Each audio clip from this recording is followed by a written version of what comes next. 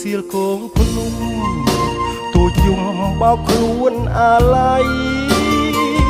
សង្រែងសោកស្ដាយនិស័យរឿងព្រឹកពីព្រេរឿងខ្ញុំគឺរឿងពិតរែងពិតរែងចំបែខ្សឹបខ្សួលម្នាក់ឯងគិតវែងគិតរកតែថ្លៃអូននៅទីណាអូននៅទីណាអូនបងនឹកស្ទើរសូនស្ទើរសូនស្ទើរសូនចិត្តកាយទ្រមរីងរៃទោះស្នេហ៍ឬមិនស្នេហ៍ឲ្យតែប្រាប់មកថ្លៃត្រូវខំមិនធ្វើហេតុអ្វីទៅស្ងាត់ចោលបង